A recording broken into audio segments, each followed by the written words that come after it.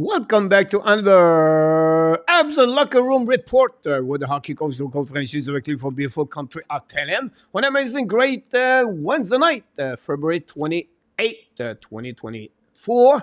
And we have from Hawkesbury, the co-host, Marko Larabi, and from Toronto and the caveman, Mr. The Legend, Enortap, back in the house.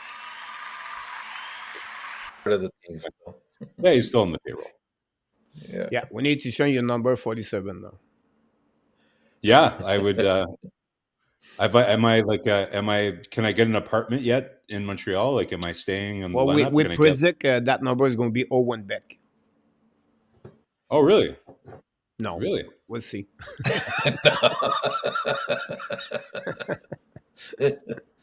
You're the centerman, Marko. I am the centerman. Yeah. Anyhow, we have a few people in the chat, and then we have a lot of great subject to talk about tonight, and we have a lot of great Streets Front headline. Is Streets Front Love for the Montreal Canadiens. So we have everything you can get tonight, guys. If you join us every Wednesday night at 9 o'clock p.m. at the locker room about the Montreal Canadiens, and they have a big news in NHL. We're going to talk about the next couple of minutes. Of course, tonight it's all about Josh Anderson. We're going to talk about this next couple of minutes, but we want to welcome everybody. Thanks to join us on the specific great evening of Wednesday night. Mr. Corville back in the house tonight. Watch your head again. There we go. It's coming back again. Mr. Enortap, watch out. And we're going to drop this. 64 maybe could be a little bit high, but we'll see about that. It's not too bad. Larry Lavalley is in the house. Welcome back, Larry Lavalley from Tucson, Arizona. 6:05. The steak is on the barbecue, out ready to cook. And our tap said he won medium, and then Marko won well done. So you have all the order, Mr. Larry Lavalley, to delivery the next couple of minutes, if you don't mind. And yes, March 9, I'm going to do the game. Montreal and the Toronto Maple Leafs. Larry, to answer to your question, welcome back. Google is in the house tonight. Welcome back, Google. Thanks to be with our Canadian show. Google. Welcome Google back. account. Google account. I don't know what he's thinking about his AI right now, but we'll see. We can talk about this a bit later, about the situation with them. Is now suffering. Is a power forward. The club wanted 30 years, but no knows what easy, including himself. Here we go. Talk about Josh Anderson. Nicolas de Gauby-Bonneau back in the house. Welcome back. Yes, he was straight to the Dallas Star. Nicolas, welcome. Thanks for that. Go Habs, go. Return in the house tonight. Don't forget, guys, click on the like. That'd be awesome. We appreciate it. Le moderateur, Luciano Graziano, back in the house. Welcome back, Luciano. And our tap, Luciano, he wants just to let you know, if you don't know, Pittsburgh won last night. But I don't know. Yeah, I was watching that game. I just got good a text, game. By the way. Very good game. Very good game. Yep. Yeah, it was a good game, by the way. Yeah, they come back to get that W over there. So that one over there. Patrick Ledin knocked the door, ladies and gentlemen. Small bet tonight for McDavid to score a get out of the 10-game slam for the 1.91 time to money. Have a good one tonight, Patrick. Good luck about that one. The driver UPS drop his truck at the driveway and he's back with us. Gary Cornoyer, the road runner, is with us tonight. Thank you so much, Gary, to be with us in the show. Then RJ Calabro knocked the door, gave us some information. The Rocket lead 3-0 against the Islanders. 9 minutes to go remaining.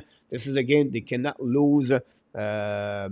The Rocket, because this is the worst team in the American Hockey League, the Bridgeport. So 4-0 right now, and see what's happening. I don't know who scored. Do you know anybody knows who scored? I haven't checked. Cedric Vist has had one goal. I know Mishak had an assist, and then Maya also had a goal. I don't know who the third one is. All right. We have William McLaren knocked the door. Welcome back, William. Thanks for being with us. Followé par Monsieur de la capitale du Canada, en Ontario, en Ottawa. Mr. Claude Richard, toujours avec nous ce soir. Welcome back, Claude. Toujours un plaisir d'avoir avec nous. And then RJ, I mentioned the Minnesota Wild signed the prospect Meret Kuznetsov, 2 years contract at 1.8. It take him a long time to join the team, by the way. But we'll see. Marko, Franco Iacono back in the house tonight. Welcome back, Franco. Hopefully doing well. Everything is going well. And Célonar. All right. Yeah, the Penguin hanging there like everybody else, but they don't have a lot of live to stay all the way to the end. How's Edmonton losing? St. Louis played last night, Luciano. This is the NHL. This is the Doesn't problem. matter. You never know what could happen. But That's right. the good news is still about 45 minutes to play this game, and we know they can come back very quickly and very fast. About that, not that active in the chat recently, finishing work late too late, and will you out like old rog. That's all good. The double T is back in the house tonight. Always a pleasure to have notre ami Terry. Terry, welcome back in the house. Why do I see Toronto as a Boston Bruins one day? Ooh. No, I don't see that. I don't see that. Yikes. That would be an amazing move for them, but I don't know. Draisaitl long term, like to me, Draisaitl is not a player that I foresee will be as productive as like in his 30s. As you guys know, like I don't love players who aren't elite skaters in their mid 30s, and like he's an amazing player, but his skating is not all the way up there. I'm not sure I would sign Draisaitl for like, you know, into his like mid 30s and expect the same. He's still going to be amazing, but I don't know if I would pay him 12 million. Yeah, not what he's going to be asking for. There you go. Jimbo, knock the door. Hey, Jimbo. Welcome. The flat foot, about that, I don't know. I see more Draisaitl in the Florida area. Maybe. Coach, you see everybody in the Florida area, don't you? Yeah. It's easy to get there. You guys, Rocket does not look like he's walking in Buffalo, Terry, about that. Anyhow, guys, before we start the show about talking about Montreal Canadiens, we're going to diving right away.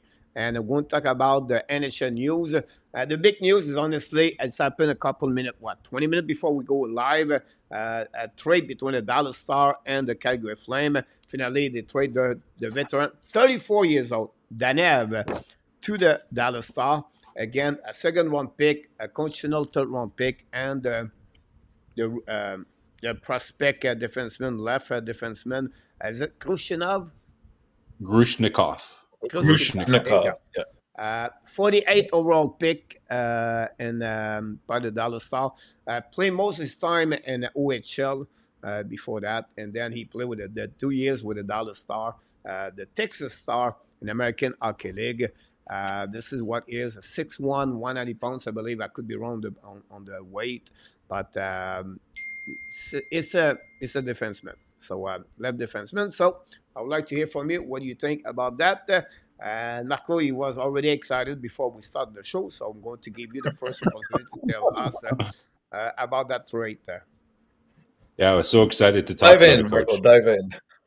Yeah, so excited. So, yeah, so I don't know. I'm not sure, guys. I don't know what this tells us about the market, obviously, but can't say I'm super impressed with the return here for Craig Conroy and the Calgary Flames. So you get, what projects to be probably a bottom pairing defenseman in the NHL if he does play in the NHL, and then a second round pick, and then a conditional pick. And they also, retain salary, Coach. They retain salary. They even engaged and then they also had the New Jersey come in and also retain part of that as part of a 3-way trade as well. So, so a lot of moving parts. By the way, we love 3-way deals. A ménage à trois always makes it a little bit sexier, right? Oui. Yeah, So, sexy, spicy trade. Except the return, Coach, I'm afraid, is not super sexy for Calgary. So, not sure what that means for, so I think, Coach, we were debating this the other day, and some teams, they just don't like paying for rentals. And I can't say I disagree, right? I think as Habs fans, we all wonder, what is this? How does this impact us, right? And obviously, The first thing that comes to mind is David Savard, which it seems like every insider, keeps bringing David Savard up. And even though most of us feel, it's unlikely that David Savard moves based on kind of what Hughes has talked about. So what does this say about David Savard's value? I'm sure you guys will have your own opinion, but certainly the return would need to be way more than what Calgary have gotten for Tanev for Kent Hughes to even consider, moving David Savard. Now the question becomes, and Enortap, I'll pass you the puck with this question: is David Savard worth more than Tanev because he has a year left on his deal? Because some teams don't like to pay for rentals. Or is Tanev worth more on the market because he was on an expiring deal? That's, I think, the big question. Yeah, it is. And I mean, it depends on the team, right? Like if we look at this trade straight up, I think we're going to see this won't be the only three-way deal that we're going to see. I think that if Montreal can get their hands in there, that they're going to probably do something to this effect as well. When you consider that Calgary, in this case, got that the second pick in 2024, they got the defenseman, who, like you said, may or may not even play in the NHL.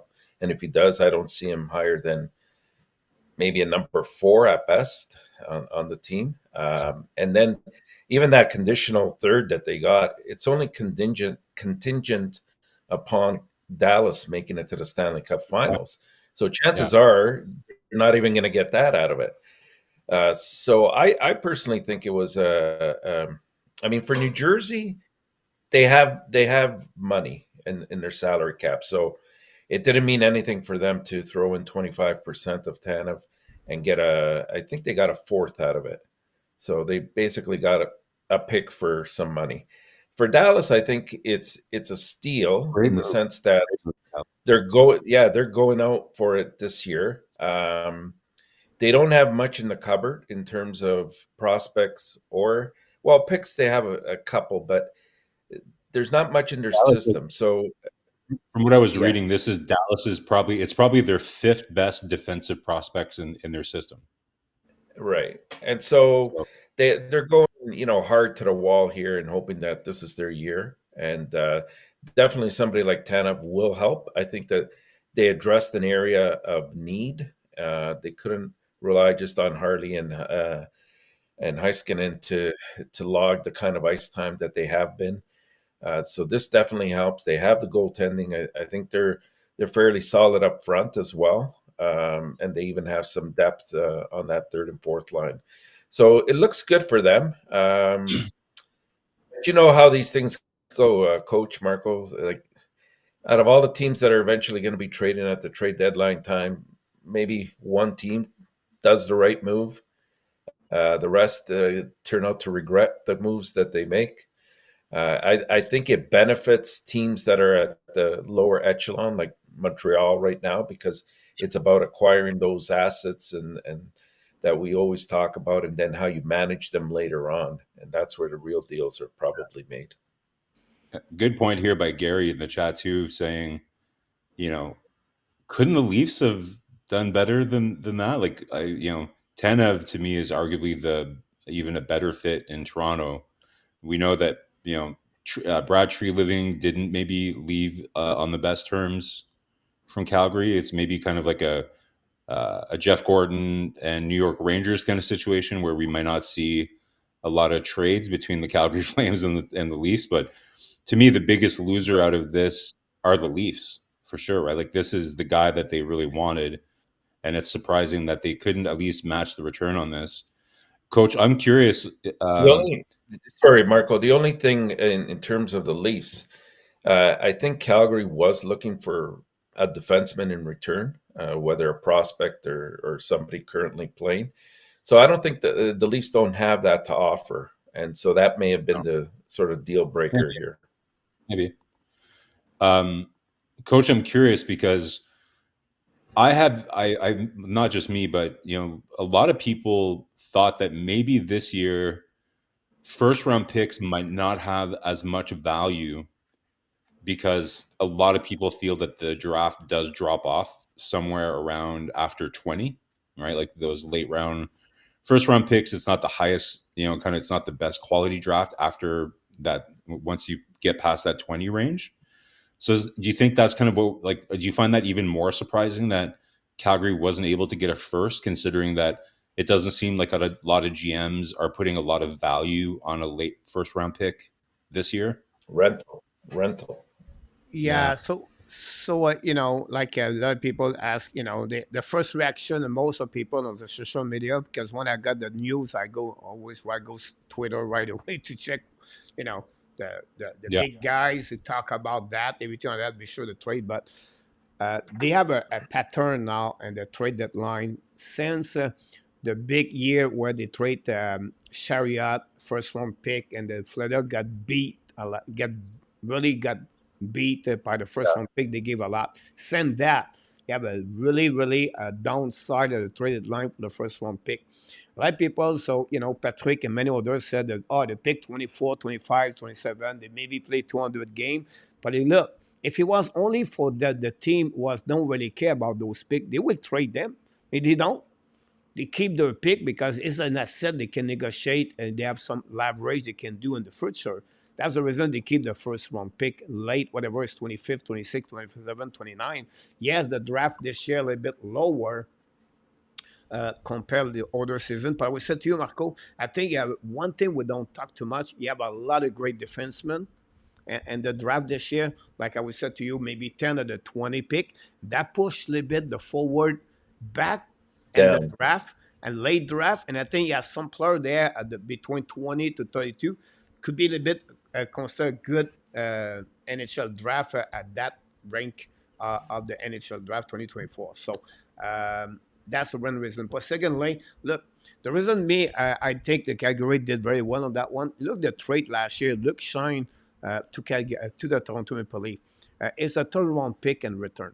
And you talk about the age, you talk about the similar players, right? Danev, Luke Shine, physical, and funny net, and the body check, everything. For me, I was not expect too much and return. I always said David Savard is not going to return a lot and return. The time that David Savard first one pick from Columbus to Tampa Bay, it's over now. You're not going to get those kind of pick anymore. So to get a second round pick, and now you get a third round pick conditional, and then you get a defenseman. Look, he's not Romanov, but he's a prototype that the player is the rookie over there. So, it's not like a big offensive, but he can body check a lot. He's a good defensive home, the rookie. So, for me, Calgary get pretty good. It's not like people's, oh my God, they don't get anything because they don't see any first round pick. You get 3 assets in return for Danev. Player is going to be UFA and he's going to be 35 years old. 2.5, right? Like, so they got a second Enortap, got a second. Yeah, and I don't then think the conditional, but chances that they make it to the Stanley Cup Finals are. Well, I have not Dallas. I picked Dallas to win the cup, so I don't know, but There we'll you see. go. This definitely helps, but I don't know, Coach. Do you think though that? So I agree, right? Like that trend that you're describing is mostly for rentals, but then you have teams like Tampa though that are more than willing to trade their first round pick if they can get a player with term, because then they see value in it because it's not just a rental. And you've seen many teams, like you said, like Florida.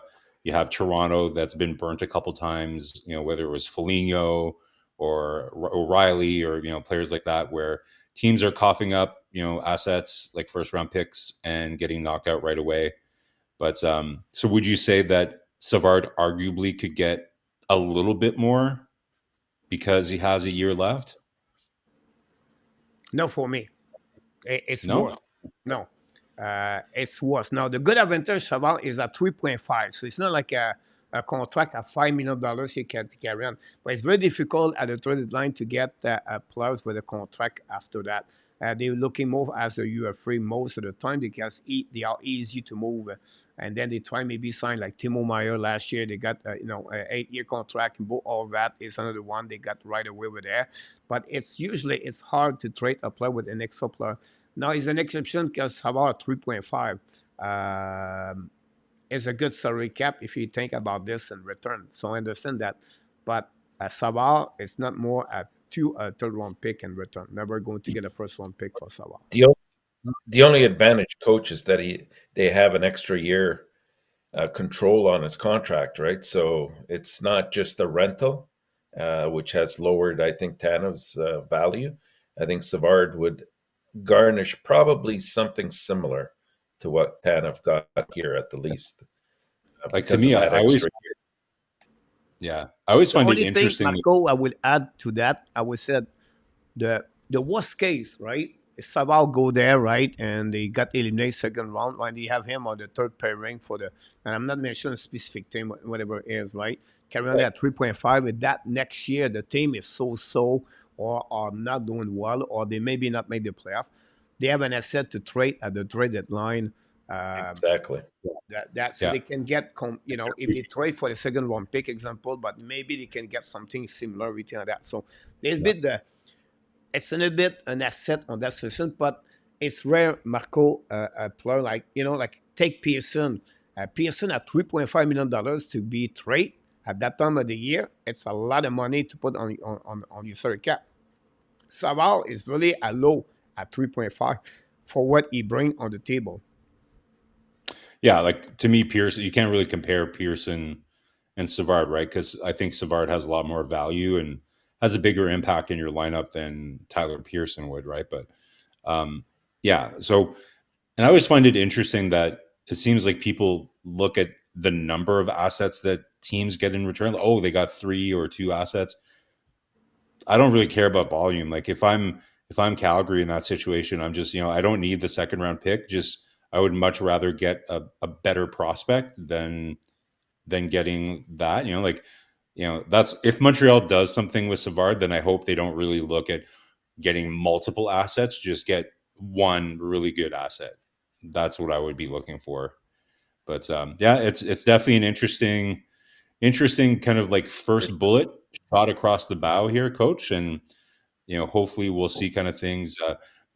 I guess some people are wondering, like, is this similar to what we saw with Elias Lindholm and the Sean Monahan trade? Where Lindholm was like the first Domino. domino waiting to fall, and Monahan moved pretty quickly after. So we'll see if this really kind of.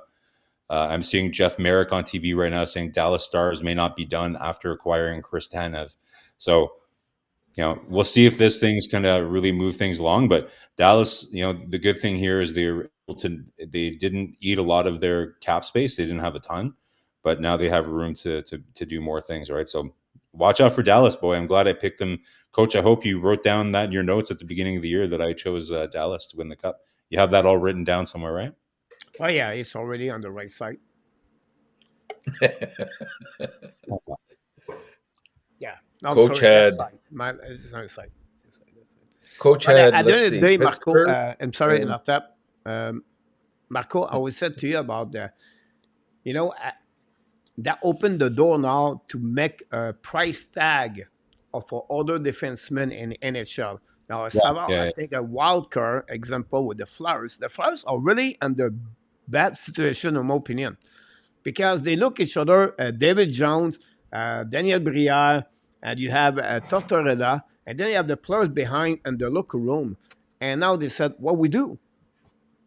They work their ass off since the beginning of the year with not much a great roster. Like it's not a roster like to make the playoff they have right now. They are a good roster, but I think they play over they overachieve what I was my expectation. But I think in general, everybody I would say most of the people put the Flyers out and the race. Now they're hanging there about 2 weeks or maybe less, 8 days before the trade deadline. And what you do in Flyers, you have to give them credit. And then you said, no, we trade those players. It's not a great message you leave in the locker room and the players and the coach overall. So would be really interesting what could happen with the Flyers. So what would be your opinion and our tap about that situation with the Flyers? Do you think they would buy or they would sell or they would do any move?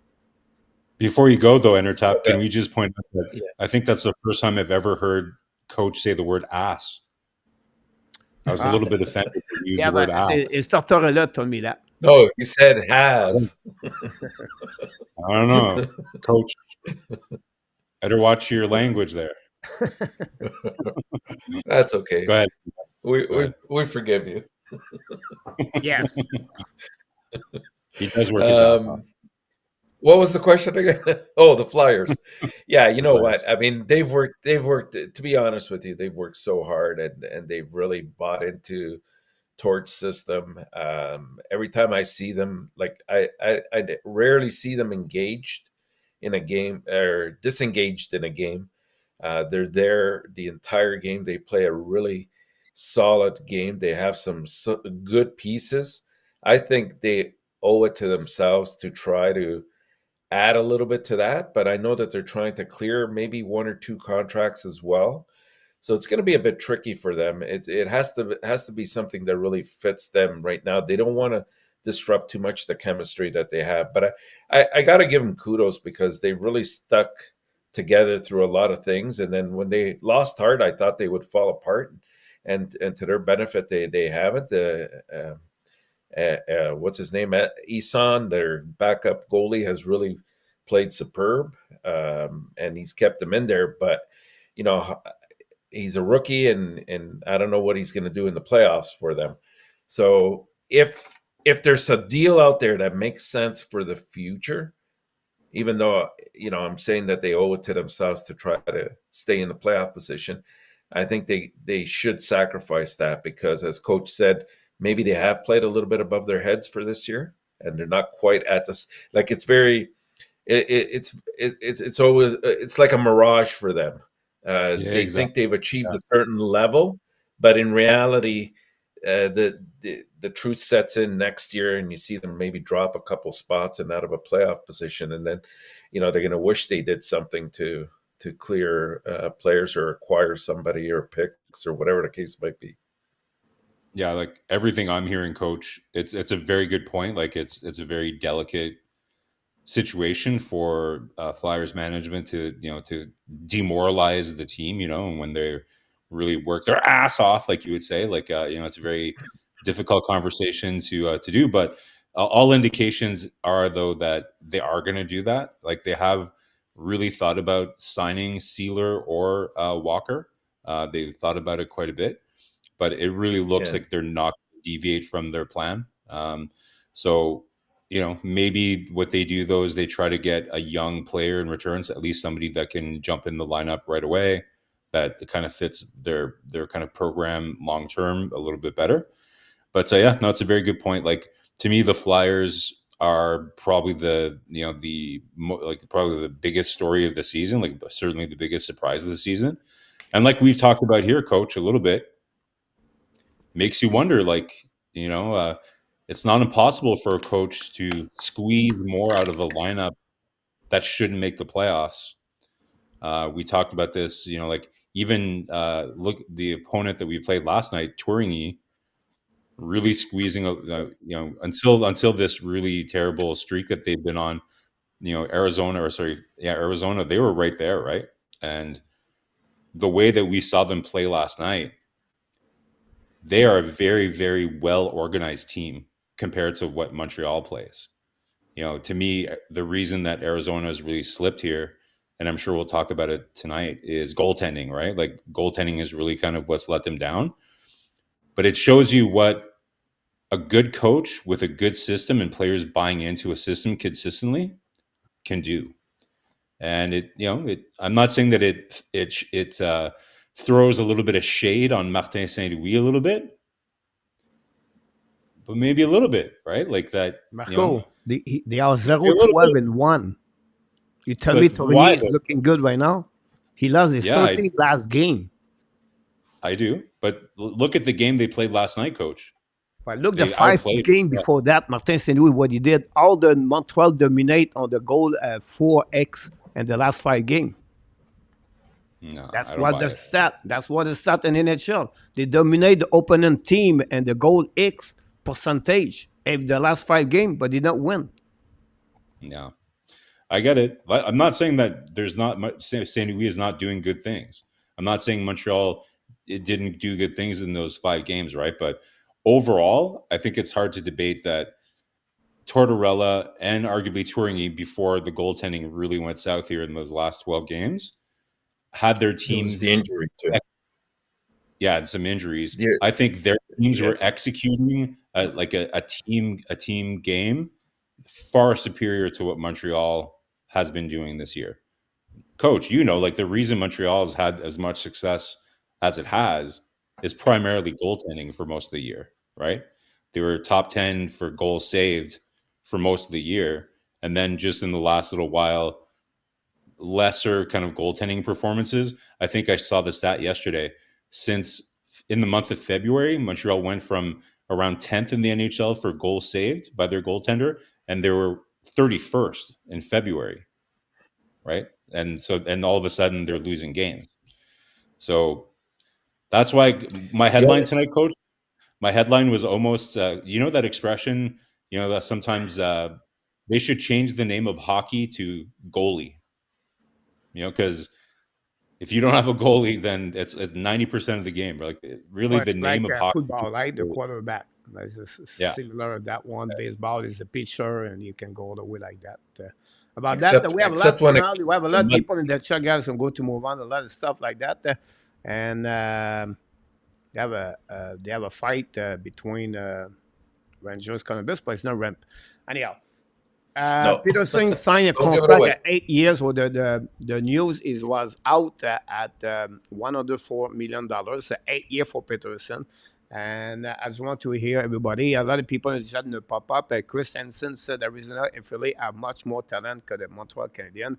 And KLS is in the house. Yamo talk about fun news, all the stuff. Don't forget, guys, to click on the like. That'd be awesome. But again, Peterson signed. What your first reaction and our tap about Elias Peterson? Well, I mistakenly advertised it yesterday.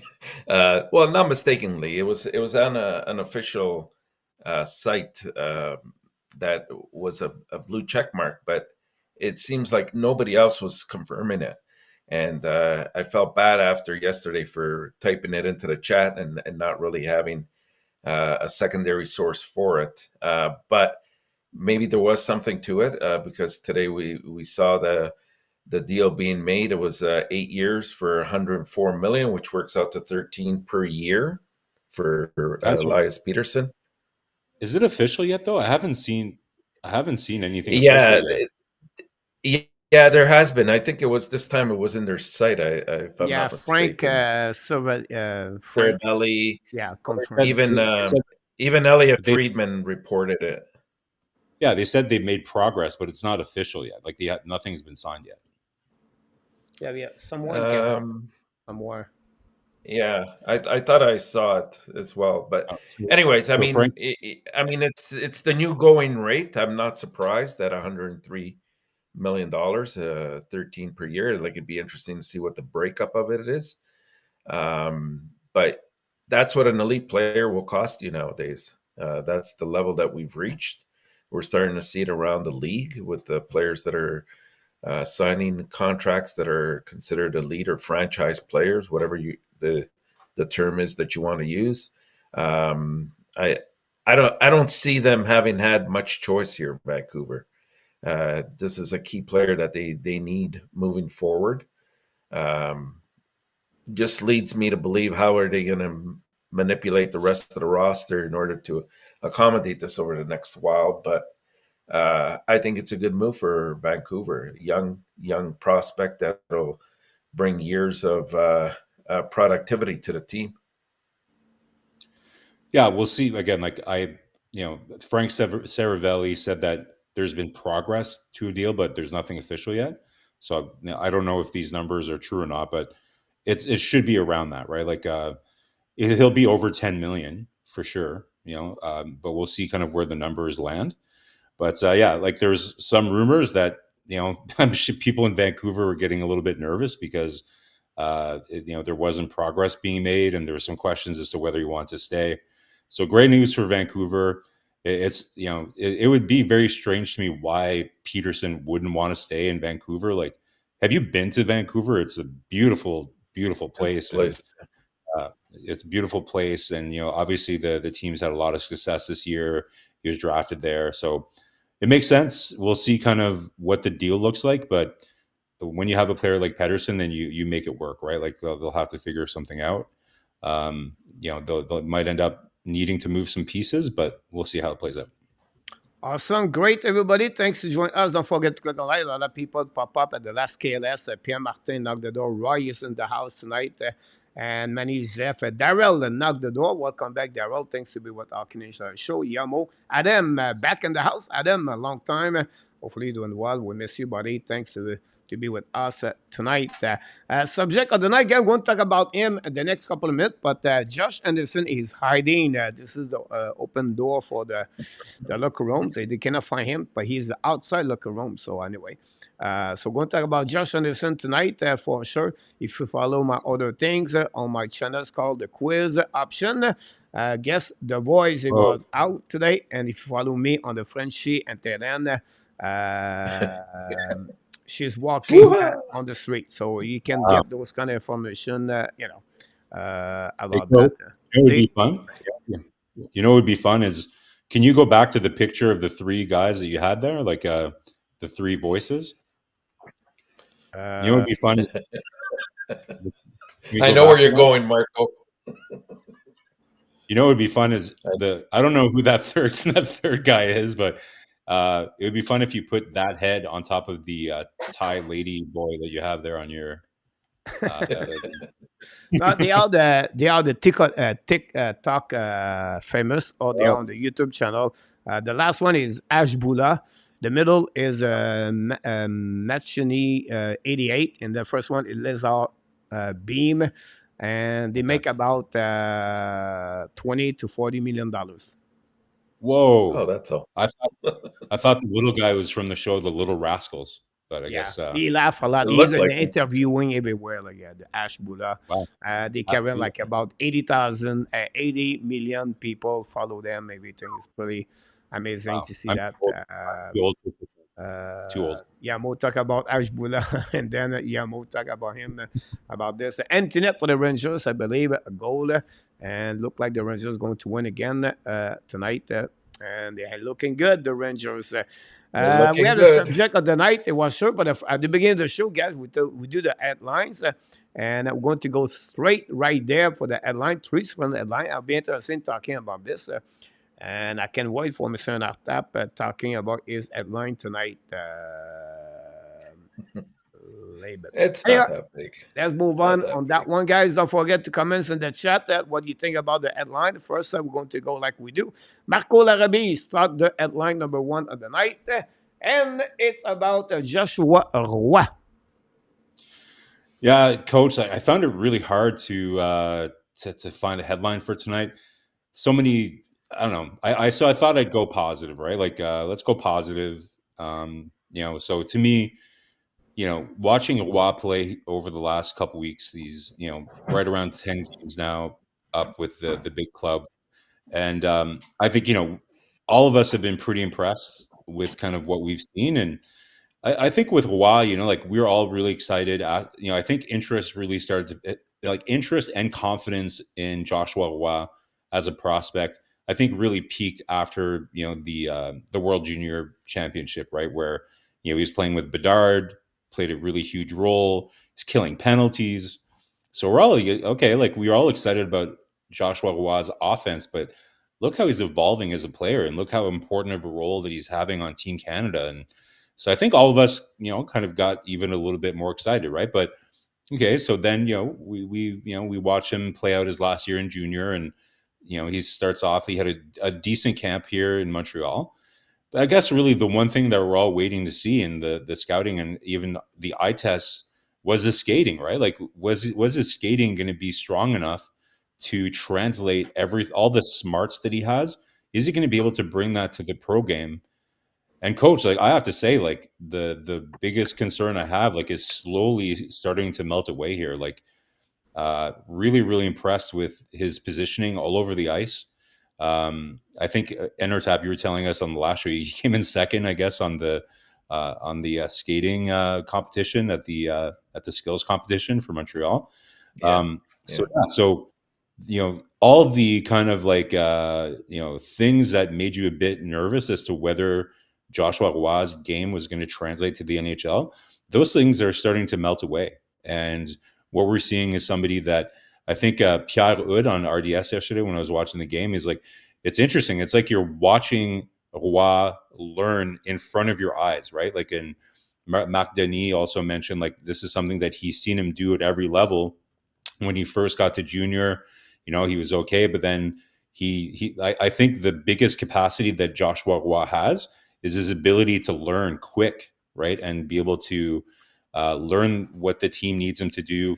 And in the past, we know that maybe there was a little bit of lack of commitment to fitness and being a pro and all that, but all those things are really starting to go his way here, Coach. And now that we see those things, it really makes you wonder, like, we've been screaming for, we need more top six talent. Did we have him the whole time and we were just not to say that we weren't seeing it, because we all knew that he might have the potential. But if this continues to evolve the way that it does, huge win for Montreal, that potentially we already have somebody that can play in the top six at a pretty good level. And it's not just his creativeness and what he produces, right? But Martin Saint-Louis even mentioned in his last press conference, right? It's his positioning on both like the full 200-foot game, winning battles, Coach. Like, imagine if Jonathan Drouin won as many puck battles and 50-50 battles than Joshua Roy does now. You'd be a complete player, right? Completely different player. To me, that's probably the most impressive thing, is how effective he is at winning those battles, being in the right position, making really smart reads. So I'm really impressed with what I'm seeing from him. Of course, we'll manage our expectations. It's only 10 games. I love his haircut too. He's got the old jack eye kind of like side shave thing going on there in this picture. So very excited what I'm seeing about Joshua Roy. Thought I would be positive this week. Really excited. Pas beaucoup pour se mettre en dessous de la dent, comme on dit en français, over the last 5 days, Coach. So this is a nice story here, Joshua Roy. Enortap, what do you think of our friend? And I think our friend, who started the whole nickname of Joshua Wawa? Rick. Is that? I think that was Rick Bengal. I thought it was, or Hockey Junkie. I think on another channel might have started that too. But Joshua Wawa, what do you think of Wawa? Well, I mean, for the people don't know, Wawa is a company in USA, right? It's also a small town in Northern Ontario. Yeah, but Wawa. you have Wawa. I believe it's a store like a Tim Horton with all the kind of stuff they can see like on the road, like a rest area, not a rest area, but you stop outside the exit. Wawa in USA is very popular in the South. Nice. Yeah. Marko, I've always been very bullish on Roy.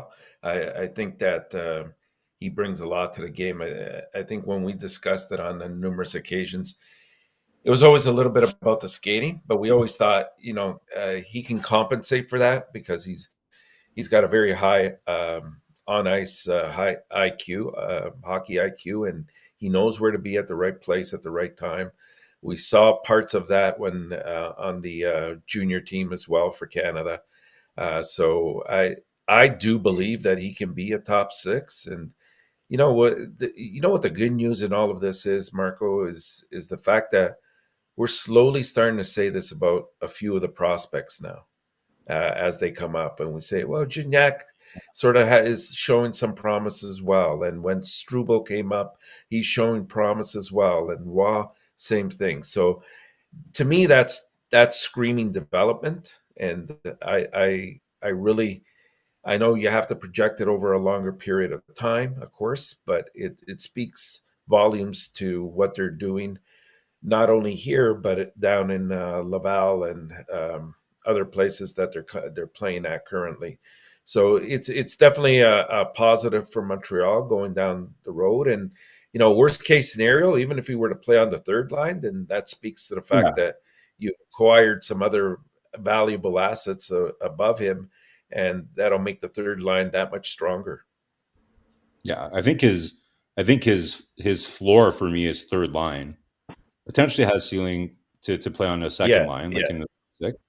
For sure. I also saw today, Marko, there was I can't remember what all the stats were, but there were 4 categories. And one was expected goals, 4, expected assists, 4, and a couple of other categories. And he ranked either 1 to 4 in the entire league on those areas. So, Yeah. sometimes we don't see the small things that are happening. We only look at the stat sheet. And even though he's translated some points, he's doing a lot of little things right.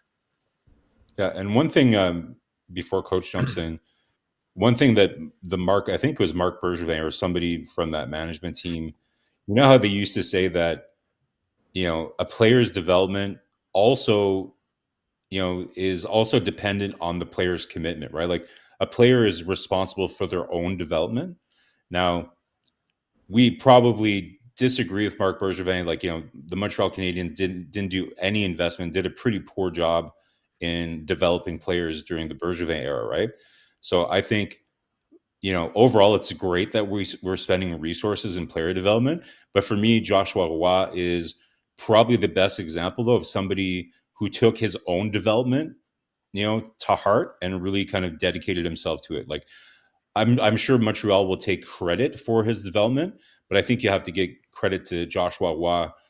In his last year of junior, he really kind of stepped it up and decided to really kind of become more disciplined and become a better hockey player. So you can give credit to the Montreal Canadiens development staff, but sometimes it's really the player themselves. And as we know, most elite players are the most hardworking players and the ones that are dedicated to improving the most, right? So Yeah, credit to absolutely. Joshua Roy for doing that. Coach, is he going to be top 6? A Well, potential for top a 6? lot of great comments about Joshua Roy in the chat and everybody. I think for me, like I always said, it's not about. We know the game is about speed, right? But you can be you can be an average speed in hockey right now. But if you are smart, but you have an advantage for anybody else. So you can slow the game because you're so smart. You anticipate, and you read the play. And I think for me, just what remind me now, you're going to say, I don't want to compare to Sean Monahan as a productivity. I'm talking about the way Sean Monahan played the game. He's not the fastest guy on the ice, but he's so smart with the puck. He sees other options like nobody can see that. And that for me, Joshua, what does for the Montreal Canadiens. It is rare for me. He put the team on his on the bad situation with or without the puck. Really smart hockey player. You have a great vision about the game. And you're absolutely right. When he came back for Team Canada after the first winning gold medal, Marko, they Montreal told him, and he had to learn more on the defensive side of the game to become a more 200 feet players. And he's really worked with that with Stefan, the head coach of Sherbrooke was Stefan. Not Lepage. I can't remember his last name. Anyhow, he become more complete. And when he played second time with Team Canada with Connor Bedard, he was really the driver of that line. I know Bedard was dead, but I know that he was complete that line very well. And I think for me, that's not guaranteed to become a top 6 and yet, but 6 points already in 14 games and play only 12 minutes per game. As a guy for me could become a little bit not on the scoring guy, on the goal, but a guy can produce exactly what Tyler Toffoli does in NHL. Not as fast as Sky, but Toffoli go at the right spot at the right place. And where I will give you one more tip. He's not afraid to be checked, and he's not afraid to be in front of the net. So he go on the dirty area many times. If you remember again, the New Yeah. Jersey, he got hit badly in the corner, like almost from the Yeah. back. He bent Yeah. on his knee. He stepped up. He come back straight in front of the post on the right side of the goaltender. He almost scored a goal right away. So for me, Yeah. those kind of details of the game, it's very important to see that. Again, I'm not saying it's Mhm. going to be a permanent consistency, but I love his game, honestly, because he's really smart. He anticipates the play very well. Yeah. And like I said, Coach, to me, the biggest thing that I look for, though, and like when you start to wonder, okay, is this player going to continue to get better, or is he going to, regress? He's already shown us that he's willing to put in the work and improve. So for me, I'm always willing to bet on a guy like that because he's already proven that he can be reflective and, self-evaluate himself and listen to feedback from others, right? And we've already learned that that's kind of why Slavkovsky is improving so much, is because he's hungry, right? He's hungry to get better, thirsty for listening to what his coaches and his other teammates are telling him, versus somebody like KK back in the day, right? Like has, had all the potential to do really well, but maybe wasn't as receptive to hearing feedback and wasn't as coachable. So to me, yes, like everything you said, I agree 100%. But to me, what makes me even more excited is that I'm very confident that he'll continue to get better because history shows us that he's committed to improving. So very exciting. It's very, very good. Awesome. We get around a lot of Okay. people in the chat. We welcome back Seth member. Seth from Sweden is in the house. Seth been with us a long time ago, the beginning, 4 years ago with Yamo. One from Sweden, one from Finland. I have to be the ref between both of them. There was fight inside of the live stream. But I said, calm down, buddy. Every time that. So, yes, Seth owned the owner of the sport bar in Sweden. If ever you go to Sweden, you can go there. If you go to Finland, you can go to sauna with Yamo. That's the only thing I can tell you. But anyhow, Mr. Rand, I stop. Oh boy. Oh boy. Well, it was supposed to start, but because of YouTube rules, we couldn't include it. We were supposed to start with the intro of a little bit of music from Eminem. My name is Jack Eye, and I'm going to go around this a little bit in a circuitous manner and come back to Jack Eye. I want to start the discussion a little bit centered more around Matt Rempe and what's been happening with the Rangers in the last, I'd say, 5-6 games that he's played, and then sort of take that. And again, this is just my extrapolating to what could be happening here in Montreal with Jack Eye and things that we may not have seen. We've seen that ever since Matt Rempe came up to the Rangers, he's really created a stir there, and it's he's been a very dynamic player. He's been in, I think, about 5 games plus tonight, so that puts him at about 6. He's delivered numerous crunching hits, at his height. I think he's 6'7" or 6'8", something like that. He scored a goal. He's had an assist. The goal was a game-winning goal. He's been involved in 4 fights, and in total, he's played 20 minutes on the ice in those first 5 games. But the kid is dynamic. Like he really comes out and says he's having the time of his life. But I think what we have to look at is the fact that he's made that line with he's playing, I believe, with Goudreau and Edstrom, if I'm not mistaken, and he's really made that line very dynamic. Like they've been very aggressive on the forecheck. They've been banging bodies. I think that allows their top tier lines to really sort of navigate more at will, and that's what we're seeing with the Rangers, and they're playing extremely well lately. And I like where they're headed, to be honest with you. It doesn't matter where you look, whether you're looking at ESPN, Sportsnet, TNT, TSN, like they're pretty much all talking about Rempe. And here's where my dilemma comes up. He's 21 years old. He's a 6th rounder for New York back in the 2020 draft.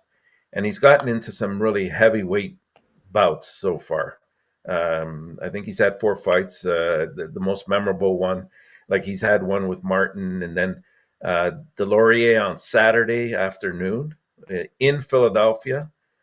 And that was a tough one for him. But I mean, I think he pretty much got the better half. I mean, a worst case scenario that it was an even fight, but I think he got a good part of Delorier as well.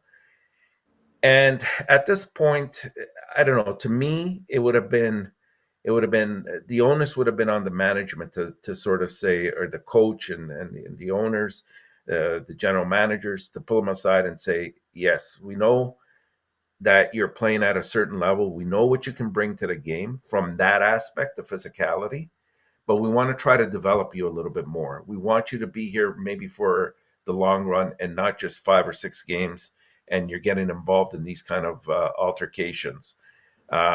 What really kind of disappointed me was the next night. As much as it was exciting, the next night after that big bout with Delorier, I mean, he goes up against another heavyweight in Olivier in Columbus, and he took quite a beating there. I think the onus there should have been on the coach to sort of say, you know what, you have nothing to prove here today. You have to really pick and choose when you're going to get into these altercations, these fights. Do it at the proper times. Today is a day you have to take off from that. And you're going to be playing them as they are right now tonight. I mean, it could have waited or it could have just materialized. Now, I understand. I understand this, sometimes a challenge is put forward and you have to kind of answer to it. But I think other players are sort of taking advantage of that and trying to usher in and see how they bear with him as well. So how does this relate to Jack-Eye? Well, a while back, before he went down to Laval, he's been deemed the sheriff, and that's what Martin St. Louis has sort of shied away, saying nobody here has called him that. Nobody here says that. It's something that's been created through, the internet, and it's been created in the media calling him that. And we're really thinking, well, what's this about? Why is this happening? And then he went down to Laval for a number of games.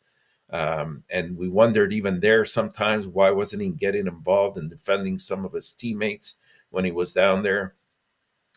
And eventually he did come back up, and he hasn't, to his credit, I think, with the exception of that one time when he got those 2 penalties or 3, I think he's brought a much, much more solid game to the floor. And we're starting to see what's happening to him in the developmental process. And that's, I think, at the end of the day, that's what Martin St. Louis was looking at and saying, we know you can do something like what Rempe is doing. There's no question about that. Doesn't mean you have to go out there every night and exemplify that. Let's try to work on the development of your game and, stay away from as many altercations as you can. I mean, obviously there'll be times when you have to get involved, and everybody likes to see a good tilt, but it's unnecessary in his case because he's worked hard. Let's face it, he's worked very hard to get where he's at. He didn't come up the traditional route, as we know, through the draft and whatnot. And he's done it not because he's fought his way up to here. That's been part of it, but for the most part, he's played solid defense along the way. And I'm liking the fact that even now, as he's paired with Savard, we're starting to see a much more responsible Jack-Eye. And that's why at this point I say, let's not don't any other names on him. Let's just call him Jack-Eye and hope that he continues to develop like I think Martin St. Louis wants him to. And I think that again is a reflection on Martin and knowing how to properly develop the player in order to have more longevity out of him and greater productivity out of him. Go ahead, gentlemen. Well, so I think the whole sheriff thing, I think that's what his nickname was in junior, right? So, I think what happened here, just, for the record, right? So I think it was Weidman that came up jokingly with the Wi-Fi nickname. Jack-Eye didn't really like that very much. He then told some people, well, they used to call me the sheriff in junior or whatever. So everybody, okay, they went to the sheriff, but we all know that in locker rooms, nicknames are not like, they're not the teammates give each other their nicknames, right? So it's not like everybody thinks like St. Louis said, no, we're not going to call him sheriff, we're going to call him this. No, it's his teammates that gave him the nickname Jacko, and that's, I guess, what they call him in the locker room. And as we've seen in this chat, you see it all over, X and all over the internet, that people seem to think St. Louis hates, Jack-Eye and all that. But I don't buy that for 1 second. very interesting headline. Enortap. I had the same thoughts as I've been watching Rempe's meteoric rise here in the NHL in terms of Rampage, rampage. Rempe's rampage. So what to me it's very interesting, right? Like just like how Jacky is probably like right up there with one of the most popular players in the Habs fan base. Rempe, if you look at, like, I was reading this thing, and apparently on the NHL.com and everything else, his fights had like 100 times more hits than like Kucherov getting 100 points, or McKinnon scoring a big goal. Like literally, like that's the most consumed piece of hockey content out there are these fights, and they are Yeah, spectacular fights. Like they remind you of like Rocky fights, right? Like where he just gets all that punishment, and especially that fight against Olivier. They're just tossing haymakers back and forth and zero defense, right? old time So hockey. yeah, well, I think a lot of like former heavyweights in the NHL would probably, like, first of all, they respect it and they love seeing a kid coming up and trying to make a name for himself and all that. But at the same time, they're wincing, saying like this guy needs to learn how to put his hands up and protect himself a little bit better if he's going to be fighting these guys. Like he's going to need to learn how to protect himself, because guys, you've seen his face, right? You saw that picture of what Yeah, his face looks like. it looked Like bad. it's not good. Like that Olivier, isn't Olivier the guy that Jacky fought and separated his shoulder last year that ended his season? I think it was against Olivier, right? No, I thought that was the guy from Edmonton, Delorier, or Uh, oh, not maybe, Delorier, but I think Jacky did. Desharnais, Desharnais or Desharnais Yeah, on that, fight finished yeah, Desharnais. Yeah, yeah, right. So, anyways, like it's an interesting parallel, right? Like, and by the way, guys, like for those of us who have debated what it would look like to see Jacky play forward, well, just go watch Rempe play. Like it is pretty impactful to have a forward that's that big and that mean playing. So if you want to see what it would look like to have Jacky play forward, go watch him play. I think it's still a pretty good idea to try it, because I think he would have a pretty big impact doing that. But all that being said, to me it's a cautionary tale, if you want to put it in a fancy way, of what could have happened or what could still happen to Jacky if he were to let all the public, kind of excitement about his fights take dictate. over development as a player, right? So I think Montreal is very smart in how they've managed it.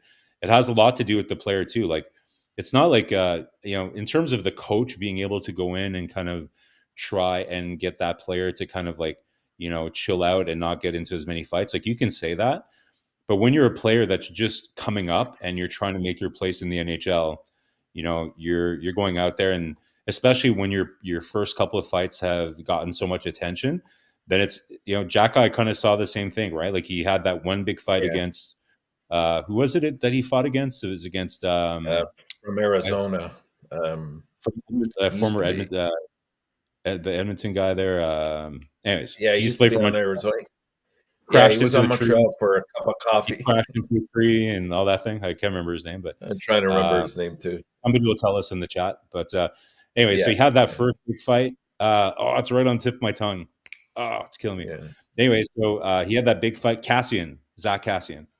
So he Cassian. had that Yeah, big yeah, fight with Zach Cassian, and then all of a sudden, like the buzz starts going around, right? So next time you play a team that has a player like that, oh, okay, and then he wants to kind of like measure up against. So these things kind of take on a life of their own, and you know it's so if you're really wanting the player, like it's a very unique trait to have in today's NHL. Coach mentions it all the time. Fighting is it's still probably the thing that gets most fans the most excited, but it's not something we see in the NHL a lot, and certainly not something you're going to see in the playoffs.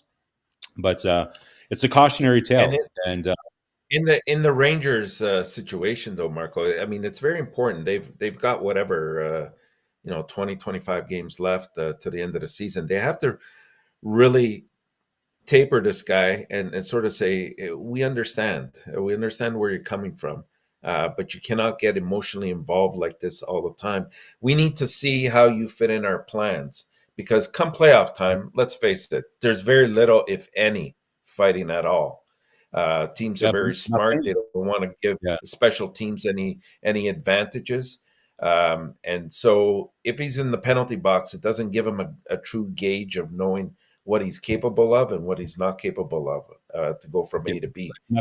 We talks about this all the time. He was just mentioning it today when he was talking about Slavkovsky, is that you have to be careful when you coach players when it comes to stuff like that, because if if you kind of try to coach them too much, then they might lose that edge, that got them there in the first place. So Martin Saint Louis says, like, like when he was talking about Slavkovsky getting all those high sticking penalties, in one sense, like, yes, you have to mention it to him that he has to be a little bit more disciplined, but you have to be careful because you don't want him to stop being as combative either, right? So it's one of those things, like, you can tell a player, listen, like, we really want you to focus on this part of your game. This is what we think you're going to bring to the team. But it's very hard it's dangerous to overcoach a player, because then he might lose the instincts that kind of got him there in the first place. I don't know, Coach, what do you think? Is it Exactly. possible Coach. to do that? All the time with you talking about, we said to you guys, the circumstance of the schedule make the situation with ramp. And I would say you are, because they play against Columbus, right? If he was played Pittsburgh, or they was played with other team with no fighter in their team, it would not happen for ramp. It just happened back to back that way. Minnesota and Columbus. So you got Delorier, you got Oliver back to back. Tonight, 7 minutes, big 4 hit as a forward, and that's what you're looking for with him. So you have a 6-7 can carry on, that can play on your forward. That's what happened about this. Yeah. I don't think so. It was the reason, like, he was looking only for a fight. It's just the circumstance. Now you have a big guy 6-7 show up in NHL, but everybody's going to get there. Everybody was running after Jekai last year. After Cation, you get other players, Delorier. Everybody was running after him. It's just this circumstance. Everything after that calm down, everything like that. I think it could be a good player. We'll see the time will tell us about him. But a 6-7 guys are forward. When anybody 6'4", Yeah. 235 pounds as a forward on your four line, you talk about sandpaper and grits. That's what you get. I think for me, I know people like Jekai, but with all the defensemen they get, Montreal Canadiens, they should put him forward. Now they expect more from him. A lot of people in the comments said they expect him third. One guy last night in my comments, he expect him to be the best defenseman Montreal Canadiens the next 5 years. Some people put him on the top 4, anything like that. Rick, I fight with him last night on the chat. He said Jekai was the best player for Montreal last night. Well, He wasn't bad. No, He was he probably stood out. He was the best player for Montreal yesterday. Jordan Harris, 1 goal, 1 assist. He was fifth TOI. He have only 2 hit Jekai last night. Every game, Anderson, Jekai had to meet the most hit per game. Suckers, he had 4 last night. But he had some really nice rushes, though, Coach, as well, too. No, but you get about. I don't say have a bad game. To put him as a stood out of the game last night. I'd say he was probably much. Where is Jekai the last 3 minutes in the game? I know Harris scored last night and had an assist. Who was on the ice the last 3 minutes on the game? On the defenseman? I'm just saying, Coach. Yes, he was in the last minute and protecting the lead. He's not David at that level yet. Guys played the last 3 minutes of the 3 minute 15 seconds. 3 minutes. He was the closer of the game. David Savard. Yeah, but if Jekai is stood out of the players, why is not on the ice at that last 5 minutes of the game, the 3 minutes of the game? A stood out player should be dominating the game for Montreal Canadiens last night. The guy is Samuel Montembeault. Well, yeah, of course. But what I was trying to say, he saved that game, right? He totally saved it. But if you're looking at hits, Coach, I mean, yesterday was not a good gauge. I mean, I thought Arizona really played the much better game. If it wasn't for Monty, it wouldn't be there. Like Jack did not play a bad game. I don't say bad Yes, game. yeah. I never say And he have a Harris bad was game. He better. have a good game. Yeah, that's right. He That's right. played a It was a Jacky like good he game. was for Jacky. My point was not a stood out of the game last night. No, there was only one player that had more hits, and that was Slavkovsky. He had Yeah. 4 hits yesterday. Only Everybody have 2 else hits. either had 1 or 2. That's it. So, I mean, he was in there. He was in the mix. And I mean, the previous games before that, I think it's benefiting him to play alongside with Savard because Savard is a good on ice coach for him as well, and he's picking up very good habits from him, and he's the kind of player that it's the development will not happen just overnight. It will take time, and this is what I was arguing all along before. Somebody like him needs to increase that ice time to start seeing a little bit of the development coming to fruition. If he's going to sit down and only play, like he was at one point, 8 minutes, 10 minutes, that's not enough for him. I mean, yesterday I think he must have had over 16 minutes, maybe even 17 No, minutes. yesterday which was the is about right. 50 17 minutes 33 seconds. Perfect. Average was 17:34. Yeah, one defenseman was below, but yeah, 4 plus defensemen played for 20 minutes, almost 20 minutes yesterday. Right. And that's where it should be, anywhere between 15 to 17 minutes for him. And you're going to see that development, hopefully, as time goes on. Yeah. All right. Coach got fired up. Next. Anything else, Marko? No, I love how everybody gets fired up when we're talking about Jacky. I know. Jacky. All right, guys. You talk about this one for Patrick. I did that for Patrick, ladies and gentlemen. And I go with who? I go with the captain, Nick Suzuki, the best player of the Montreal Canadiens. I'm going to get some stats. I love the by number. When I talk, I show facts. I don't talk just opinion. I show facts. Here we go, ladies and gentlemen, for Nick Suzuki. 10 goals in February, number 2 in NHL, behind Austin Matthews and 12. And all those people have 9 goals and 12 goals. Like Matthews, I play more game as Suzuki with 10 games during the month of February. 4 assists for a total of 14 points in the 10 games. This is the kind of stat you're supposed to look with Cole Caulfield. But we got this one, Nick Suzuki. 11 points. Oh, Patrick. 11 points at 5 versus 5, Patrick. Where are you tonight, Patrick, talking about Nick Suzuki? He cannot make any point at 5 versus 5. That's what I heard for the last 6 months, Patrick. Just kidding, by the way. Anyhow, face up at 52.3% face up in the 10 game. He has this year, guys, 23 goals. And his biggest season is 26 goals in NHL. He has 56 points right now, a 59 game this year. We know the total, I believe 66 or 68 points is higher. So he's right now on the way to get the most points and reach a couple of milestones for Nick Suzuki. But for me, at the time of the year where the Montreal have a slump, at the time a lot of difficulties, we know we have a great beginning of the February with the Slavkovsky and Caulfield. And Nick Suzuki consistently performing night after night, and whatever they lost a couple of games, he still continues to score goal. And I think for me, he was really the best player for the Montreal Canadiens during the month of February. And listen, guy, Canadian captain in Montreal, his role in leadership. A lot of people question about him. He didn't miss any game again. He's right over 400, close to 400 game, maybe, is longevity about that. For me right now, Nick Suzuki stepped up his game at the crucial moment of the year when it's not easy right now. And listen, Shaman left. He's a big old guys. You have to watch only players. One only player is the line of Suzuki. So it's not easy to performing night after night, again, the best of the best for opponent teams. So I just want to open up that. It's not, like I said, was joking with Patrick about that. But I think for me, Nick Suzuki, he's my player of the month, and I just want to deliver what he did and during the 10 game during the month of February. Nick Suzuki, captain. So, Marko? Yeah, no, for sure. Like, well, hey, in all fairness, I've seen Patrick definitely recognize, the turnaround. So, in fairness, Patrick has been forthcoming in also recognizing that Suzuki has really kind of stepped things up here certainly during the month of February. So, I don't know this for sure, Coach, but I assume this is probably Suzuki's most productive month in his career.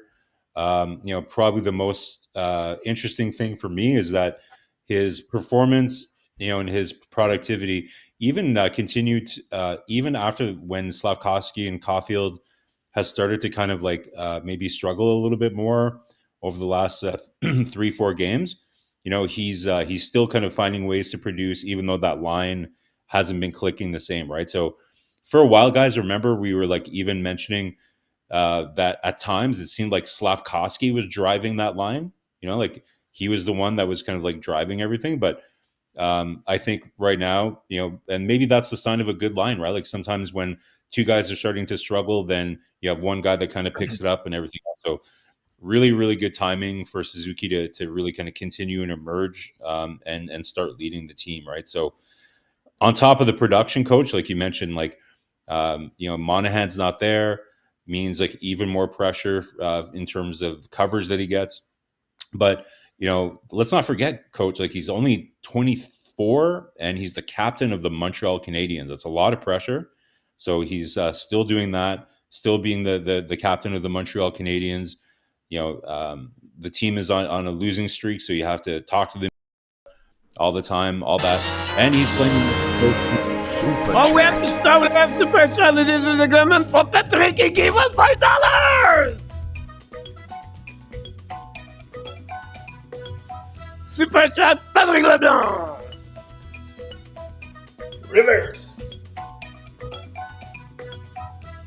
Oh, he did it again, Patrick. Cheer, my friend. Thanks so much for that contribution, Mr. Patrick. Thanks so much. Great. Sorry about that, Marko. Very classy from Patrick. Yeah. So, Way to go, very Patrick. exciting. Yeah, big hype for Patrick. So we love Patrick. Yeah, he's very persistent with his insights. So that's great. So yeah, very exciting, Coach. Like very good to see that. Enortap, I'm sure you're just as excited about what we're seeing with Suzuki in February. Yeah, I would just sum it up all in one word, and that's maturity. I mean, a lot's been put on this guy's shoulders. He's knock on wood, he's played every single game over the last 3 years. He's up there in terms of Ironman, but that's not the real carrot here. The fact that he's pretty much at a point per game, just about. I think he's just too shy of that right now. At the beginning of the year, if you asked me, would you be happy if he ends up with 80 to 85 points? I'd be delighted for where he is in the development. Like we said before, guys like Bergeron, achieved just around that and slightly under as well. Not that I'm comparing him necessarily to him, but just to sort of give a bit of a comparison from the point of view of where he's gone on to. I like the fact that his face-offs have improved, his winning percentage. That was an area of dire need, especially at center position. He's starting to play much better, as coach emphatically put, 5-on-5, and that was an area that needed help. Things are progressing, and there'll be nights where there's setbacks, but he's always involved in the play. And I know at one point, Marko, you had said, and I kind of agreed, that sometimes he picked and chose the times when he got involved from a defensive perspective, but I've seen an improvement in that as well over the last 40 games or so. Great point. I just want to add something. I don't know if one of you read that, but you have an interview at some point, Nick Suzuki talk about the fact like Christian Boucher and the staff players like Adam Nicola sit with him and they show to him it's fun other stat analytic and offensive side of the game, like example, like drive to the net, be around at 15 feet of the net, something I really like that. And he was focusing on that and not focusing on point. When when he was reviewing his game, he was focusing on those categories of analytic data on the offensive side of the game versus the point he got at the end. So send that helping his game to understand a bit more way to perform in the NHL. Right now, that's what happened with Nick Ski. But great headline for all of us tonight. Now we talk about Arua. We talk about Jakai Zuski. Check the next 3 games. One of them was going to have a really bad game to contradict us about that. Or maybe all 3. We'll be interesting about that. But the subject of the night, guys, honestly, it's all about the Anderson, Josh Anderson. He's Who? hiding with the Montreal Canadiens, and I have a lot. I cannot remember where I put is the headline about this. I'm going to go one by one, guys, because I don't know where I put it. Jekai about this. Anderson. Here we go. Report. Where is Josh Anderson? So what I do, I know I love the number. So I go to check Josh Anderson, and then I want you guys comments from both of you, and then the people in the chat talking about Josh Anderson. We all know he said have what 3 more years, I believe, $5.5 million, so 2 more years following his contract. But here's the number I got for you guys. Are you ready? Here we go. Ugly. 0 goal and only 3 points in February with 10 games compared to Nick Ski route. He had 1 goal in his last 20 games with the Montreal Canadiens. He has only 5 points in his last 20 games, and it's about 1 goal, 4 assists. He has 9 games of the 20 games. He has 1 or 0 shot on the net. So after the game, 45 or 48% of the time, he have only 1 shot or 0 shot on the net. He have 47 hit and 20 games. So an average of 2.7, I will say to you, approximately per game. But 14 games of the 20 game, guys, you have only 1 hit, 2 hit and less. So 2 hit, 1 hit, or 0 hit. You have 2 games at 5 hit and 1 game at 6 hit. So remove those 3 games, guys. You have 35 hit, maybe less. Of overall, 31 hit, honestly, for 17 game. This is not Josh Anderson they signed up. 21 goals last year. He has, then the year before that, he have 19 goals. He's on the pace right now to score only 8 goals. It's really not a great year for Josh Anderson. And you go month by month, October 1 point and 1 point in November, 9 points in December. Then you have 2 points. Now you have 3 points. Not a good year for Josh Anderson. And for me, my biggest concern is body language. You know, it's sometimes you see the body language from the bench or the eyes, everything like that. I know he works sometimes. Martin said we gave him a chance to play, but for me, I don't like his body language. I don't like to said a guy gave up because I don't see any players would give up, but yeah, sometimes it's like a consistency on the game where it's okay, I can turn or change the direction. That'll be fine anyway. I get my money tonight. But I don't know what you think about Josh Anderson, both of you and the people in the chat. Wow. I mean, that tells it all, Coach. Those stats right there. And when you consider the fact that for the most part, when he scores a goal, he'll score 2 or 3. That doesn't speak well for the other games, right? There's a lot of zeros in many categories. And to me, sometimes it's not even just all about those numbers. You have to find, like when you're in a slump, you have to find a way to contribute to the team. If it's checking, it's checking. If it's hitting, it's hitting. If it's killing penalties, you kill penalties. Whatever the case might be, you have to find your niche at that point until you get your scoring touch back or whatever the case might be. Now, we've seen him over the last 3 years. If you look at his stats, they're degenerating every year. He's never really, I could be wrong, but I don't think he's ever gotten over 35 points in a year, even when he was with Columbus. you get to a stage where at his age, this is what he is, unfortunately. And I could be wrong in saying this, but I'm getting to the point now where I think there's been a lot of attempts to try to teach him, and it hasn't registered. So to me, that means maybe he doesn't have a very high hockey IQ because he's not adapting to the situation properly. Because he's got the size, he's got the physicality. I mean, he's shown from time to time that he can score when he really puts his mind to it, but somewhere it's being lost in the translation, and that doesn't bode well for the future for him, and definitely doesn't hold a good spot for him in the future in Montreal. So if they can get something going, maybe a team might take an opportunity to use him as a big body in the playoffs, just a depth piece. If that's the case, you take whatever you can and rid yourself at this point. Oh boy. So this is a tough one, Coach. Last week or the last show, my headline was about rebuilding Gallagher, right? And I talked about how, you could see St. Louis was spending a lot of time with both Gallagher and Anderson since last year, trying to, work with them to try and add different elements to their game, try to kind of get them to evolve as players.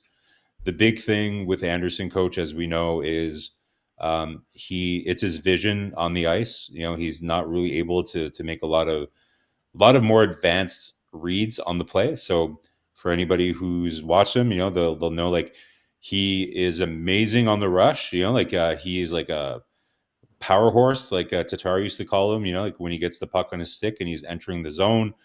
But then, guys, I invite you, like, next time you see Anderson with the puck, look at how he's carrying the puck. He's never looking around to see what's happening around him. He's just really kind of skating with horse blinders on. It's almost like he's Predictable. racing. It's predictable, and it's like it's he would be a great, like, sprinter, right? Like, the 100-yard dash, 100 like meters. where you 100-meter dash, you have like a singular focus, which is, I need to get from point A to point B as fast as I can. He, Yeah. like, remember, Coach, you were trying to get that little image of a rabbit that's leading, like the runners in a race. Like, that's what Anderson is, right? Like, Yeah, yeah. he's an amazing athlete, has all the physical tools. He's got the strength. He's got a great shot. His speed is incredible, like probably one of the fastest players on the team. So, it's, to me, it's the same message as I had for Gallagher last year, which is noble effort by Martin St. Louis to try and, challenge Anderson to kind of, like, look at how he can expand his game and everything else. But like, the analogy I made with an old cell phone that you just can't update, the software just won't work on this device, right? Like, it's just not going to work. So what do you do in that case? Well, you have to go back to basics, and, because if you're going to have a guy, well, guys, same thing as Gallagher last week. He's pretty much an untradeable asset at this point with, with the value of his contract and everything. So you need to build him back up. You need to, now, the thing with Anderson, remember we were saying last week, you can't give Gallagher jobs like go kill a penalty because he doesn't have the speed. But, maybe a penalty kill, it would be something that he could do, like, even though, like, Coach, the one thing that you're like, these numbers are really challenging, but, the thing that's not covered in these numbers is, like, the lack of like positioning in the D zone and things like that too, right? So, because you need good hockey IQ to kill penalties too, right? Like, it's Yeah, so absolutely. you need to find him something to do, right? Like, that where he's going to be able to add value. And to me, like, Coach, like, remember that, the Saint Louis expression where it's an 80-20 league. So we don't expect that Anderson could play 82 games where he's flying all over the ice, hitting everybody. It's just not sustainable to do it for 82 games or during a whole game. But what he needs to do is so maybe a skill that would be something that he would be able to do is find the moment in the game where where the team needs you to be that way. You might not be able to do that physically every shift to go out and like skate and hit people and do that stuff, but at least find moments in the game where you could turn the momentum for your team. Like those are not things that you necessarily need hockey IQ for, but it's something that that you could learn the game within the game, right? Like when to do those things, because guys, like look at it's the Steve Bégin factor, right? Like everybody loves Steve Bégin because he went 100 miles an hour, like would hit everything, but it's not sustainable to do that for very long, and that's why Gallagher is probably in the type of physical condition that he is now. So maybe a solution is you get him to, again, go back down to basics. What can you do to help the team? We know you can't play, like berserko mode for every shift that you're out there, but try to find moments in the game where you can impact the game in a positive way for your team. And maybe once he feels that those things are coming along, then maybe the confidence starts to come back. I think, if he can get back against like the 15, 20 goal scorer, playing on a third line for us, that's kind of what he's going to be. But I just don't see that Montreal will be able to move him or Gallagher unless you're willing to give up assets. We're trying not to get like. And by the way, my headline was on Gallagher last week.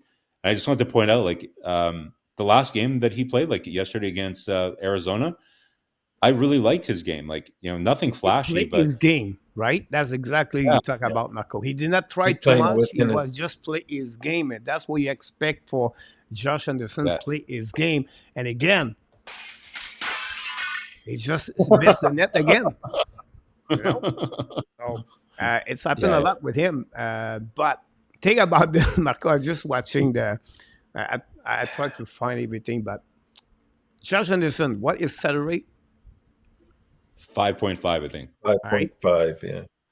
Which other player have $5.5 million per year in NHL? In the NHL or on the team? In NHL.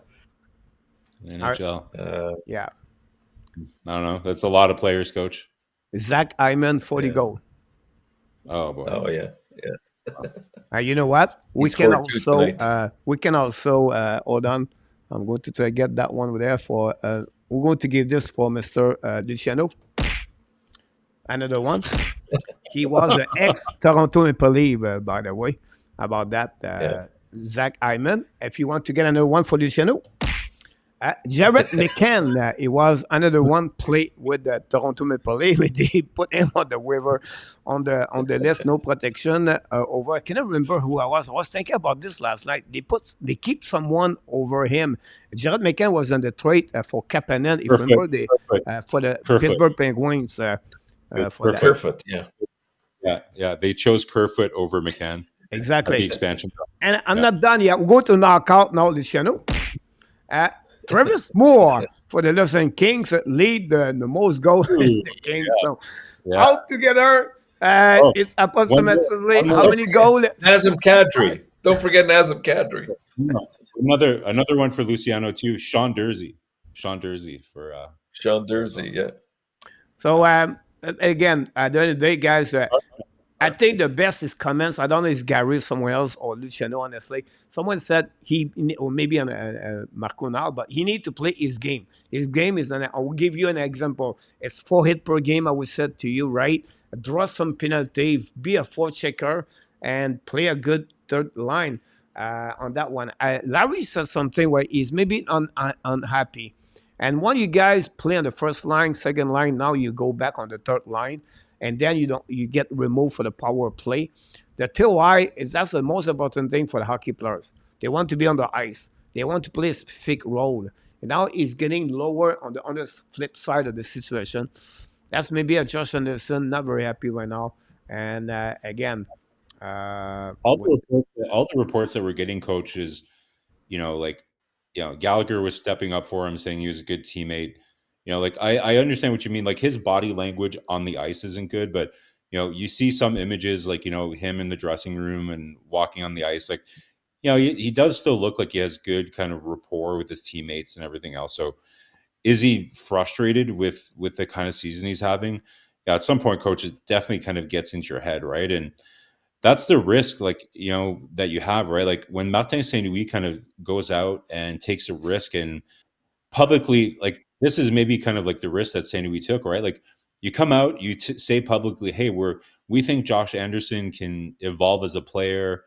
Yeah, I'm working with him to try to add elements to his game, and then things don't work out, right? So remember earlier, Coach, you were saying about Suzuki, about how he was working with the analytics, and that's a great example of how, you know, sometimes you get positively reinforced by something that you're doing, and that's a dream as a coaching staff, right? Because in order to sell what you know to the players, kind of what you're doing is working, you have to eventually see results. So for Nick Suzuki, if they're telling him, hey, you know, you should continue to really follow these analytics and continue doing what you're doing because all the analytics show that you're doing the right thing, don't worry, the points are going to come.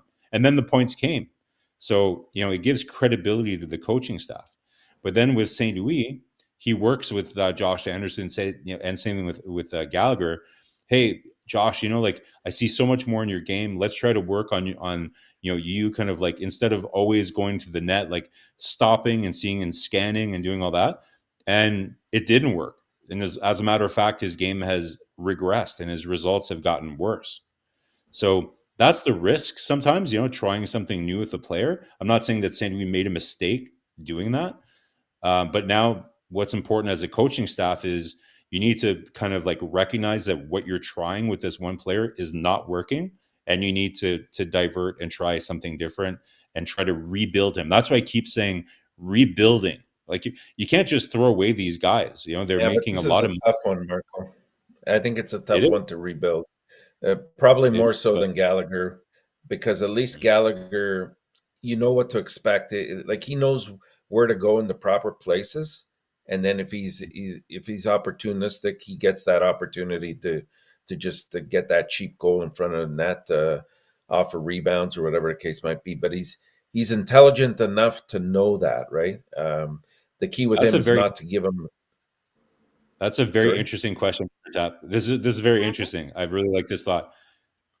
And I'll ask anybody in the chat to chime in on this in the chat. Yeah. But Coach and Enortap, if you had to choose or make a bet of which player is would you think that Saint Louis could potentially rebuild? Would it be Anderson, which has physical skills? He can still skate. He's less Yeah. injury prone, right? Or Gallagher, who doesn't have the physical capability, but has a better, you know, kind of like understanding of the game. If you had to choose or bet which player has better odds of resuscitating their career, which one would it be? The physical guy that still can actually skate, or the guy that still understands the game? Which one would you bet on? Yeah, personally, I understand that he has the physical attributes to beat a better player. He's bigger, he's faster. But I'm gonna say, how many goals does Anderson have right now? I don't know, like 6 or 7 or something. Does Anderson? he have that many? Yeah, I don't think he has that many either. I Maybe think he's five, around five. I think I have Yeah, 6, but that could be wrong. six. And how many does Gallagher have? nine. And Nine. 9. Right. Yeah, So and guess who gets more ice time? Anderson does yeah. But because he's why played are we on just every talking about? single line. But it's So not what about I'm trying goals. to Like, point out is he's more opportunistic, Gallagher is, because he has a better hockey IQ, I think, than Anderson does. I yeah, truly yeah. believe, and again, it's just my opinion, but I truly believe he knows what to do, and that's all he knows how to do. That one patent move straight north and south. Even when he's going alone in on the goalie because he makes a good move cutting in, it's always the same thing. He tries to score off of the backhand. I Like get he it. never Yeah, tries to I get it. stick handle. And So, and Coach, Gallagher at be, least be will the, try different things. yeah, be the tiebreaker. So, personally, if I had to bet money as to I who's would going to say score, neither. no, but if I had to bet money as to which player has the better odds of, you know, eventually succeeding again in the NHL, I would bet on Anderson. Not because I think he's a Age better has hockey something to do player. with it. Yeah, because Age. well, age, yeah, it's not like Gallagher is that much older, but it's more the physical capabilities that Anderson has, you have to be able to get there on the ice, right? Like, so I don't know, Coach, what do you think? Which player do you think has the most odds of Josh eventually, Anderson just hit the door. He said, hey, have 7 goals. What are you talking about? I have 7 goals Seven, this right? year. Come on, guys. I don't score a lot, but don't remove me a goal. I have 7, not 6 in our tap. So that's what he Still said. less than Gallagher at 9. It's a We're not great just looking at goal. it's a great question, and you have different area. I want to justify that because my point is, like, I think if you think only about who can become a better hockey player, I think it's Gallagher. Now, because the age make this. Secondly, because the situation of what's going on with Gallagher Anderson, and then maybe a better future. But for me, smarter hockey players are going to be better under Martin St. Louis. Anderson, he does not shine. He have the same kind of hands, right? He's not going to shine. He cannot score. It's not on him. It's not about his. Now, he can refine his game better from the offensive and defensive zone coverage, right? He can get a bit better. But if you think about the same situation at same age at the gates, I would give a little bit more at Gallagher because Gallagher is really more talented players with skill. And if you get him better to understand the game, he have a better vision. He drive more to the net. But attribute, I think at the same age, I would go with Gallagher. I think I can make a Gallagher a better hockey player at Anderson because Anderson is limited by his Yeah, hands and the in way. their prime. In their prime, there's no question, right? But for me, so basically, if you had to choose, like, if Montreal could get rid of one or the other, because I don't think they can get rid of either of them, Yeah, right? if But I was going there, I have to go with Gallagher out because he can run $6.5 million. Is Yeah, the limited. money. The money. It's you talk about honestly a full line, and he's limited by the way he play to contribute at the hockey for the Montreal Canadiens. But I think for me the difference between both of them is at this moment it's not huge. It's not like No. yeah, but They- so Gallagher, I don't know. For me, the upside for Anderson right now is higher than it is for Gallagher. The I the agree. the ceiling, yeah, the ceiling for Gallagher is going to be just not hurting the team. Don't hurt the team is what we're asking him to do, right? Just do all the small things. Like, be a good leader in the locker room, and then, like, Yeah, contribute, punch in a couple goals here and there, right? That's what we're asking for from him. But but Marco, Anderson, how can his ceiling be higher? If you look at just his productivity, he has Anderson. you're He's getting he's goals. every year You he's just regressed. Anderson. Anderson, yeah. Gallagher. If you look Well, at the last 3 years, 4 years that he's been with Montreal, everything's yeah. gone down. It's not just the goals, it's the assists, it's the plus minus. Would you be willing to bet that Anderson is going to score more goals next year than Gallagher? If you're Well, just let's look looking at at goals, this year. I Who don't has care more about goals. points? I Who has more I points bet this year? I'm very It's confident, if unless he gets injured, if everything stays the same, I'd still be willing to bet that Anderson will get more points and goals than Gallagher. I'd be willing to oh, bet that. goals perhaps. I And, think points and goes to Gallagher. no, I doubt it. Again, for both these players, I'm not really looking at It's goals there. too much because there's so many more things to the game than just goals. But I Okay, think so what that are we Anderson defining it as? What are we defining overall this contribution to improvement? the team, overall contribution to the team, like, so being Okay, able but to hits, to be able to to have an impact on the game. But yeah, productivity is important. But like Gallagher, again, because of his mobility issues and everything, it's harder for him to contribute. Like, when Anderson is going to be playing well, like right now, would you agree that this is the lowest that Anderson can go? This is the absolute, like, it's the absolute basement for Josh Anderson. It can't get much lower than this, right? yeah, you're probably right about that. Yeah. But I So don't see it's it not being worse. much more than this. Well, Like we've he's on seen, average. like I said, He's never had more than 30-something points, 32 Yeah, 32, but points, if 33, 33 whatever. points until you have to go with Yeah. Columbus before that. I but if just he's said, I would playing say, for Marco, goal, one thing about this is like, I understand that. I agree with you. Everything you said, I agree. I was just said Gallagher bring a little bit more leadership inside the locker room Leadership. compared to Anderson overall. But we talk about right now two players, like one is maybe at this end of his career for Gallagher, in my opinion. He took another player where he tried to figure out where he's and what he had. Second thing, guys, remember, Mo Anderson, when he signed a contract, guys, he signed a contract to come in with Montreal to have a great team, and now you become a rebuilding. It's not easy mentally. It's not easy to accept that kind of situation. And when you go down side of the game like he does right now, like nothing works, and you feel the pressures coming from everywhere, but you honestly you're not very happy. It's not fun right now for him to be a hockey player right now with Montreal Canadiens. I don't want any excuse, No, but no. I think the best thing, Marco, you said at the end of the day, if you can just back normal, like just simplify your game, uh, give him 3 hit per game example, right? Give him some number he can focus on it, like exactly like Suzuki did on the offensive side of the game. I think that would be a good number for him to stay on the same situation about that. If you have Greg Bennington, goaltender, he just got hurt, but he's fine now, so it's not a big deal. you.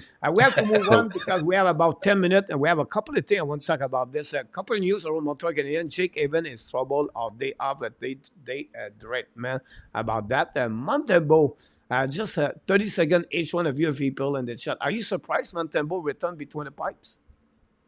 Yes. pleasantly surprised. Pleasantly surprised. Yeah, Yeah. I am I'm too. I'm surprised. Yeah. All right. The next game, guys, by number. I know I love numbers, so let's talking about Montembeault, Armia, and Sakaski.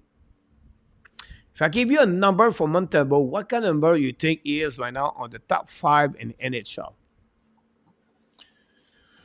Top five. So I know he was high up there for goals saved before his bad stretch here. Is that one of them? Goals saved? Yeah, so the number he has right now, he is at number 4 in the NHL goaltender for the 25% of his start. He have a GSVW and also an above winning. So every time he start, every 4 game, he has the team win because of his performance on the net. And that stat in NHL is a number 4 best goaltender in NHL for the starter. You have a quality starter in NHL, but also you have a stat about he gave a chance for the team to win at 25%. So every 4 game, Montembeault delivery merchandise Montreal. So when Montreal Canadiens are not going to be on the top 5 picks, you have to show it again Montembeault for that situation because he make Montreal better what air everything. Now the next by number, guys, it's Mario Armia. Best season right now for Mario Armia with the Montreal Canadiens, 10 goals. His last 3 seasons, he has only 14 points. 14 points. Yeah, Back that's to great. back to back. Now he has 15 points this year and 53 games, I believe. And also, he's on the pace to have the most goal during one specific season. I think the best, it was 16 goals. He have an average of 30 points, his best year and a milestone. So, Amia, if he was play 82 games, it would be his best season on the number of the performance on the offensive side of the game. The only problem with him Yeah. is going to be always his $3.4 million. Honestly, carry on him. Yeah. But the one thing you have to put in there, coach, too, is this penalty killing, right? Like I know the Habs PK is terrible overall, but to me, he's their most reliable penalty killer as well, right? So above just points, he brings other things to the game other than just his point production.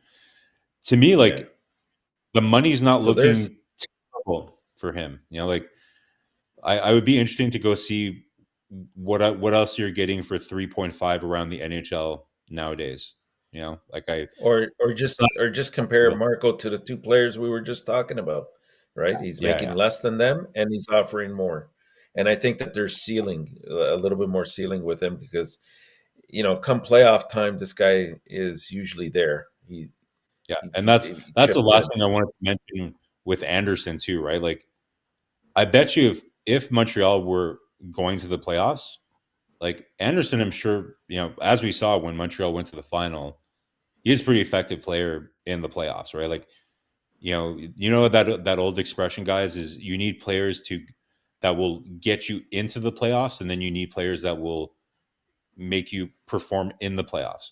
To me, Anderson is more of that kind of guy, like where he's more valuable in a playoff setting than he is in a regular season setting.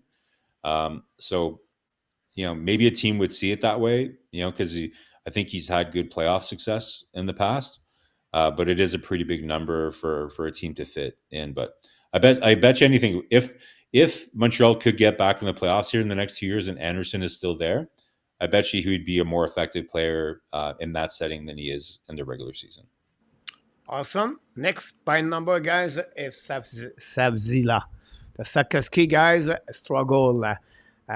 We can talk about him. Rick is gone now, so we can, we can do about that one or that. But what a great patch checking by RHN.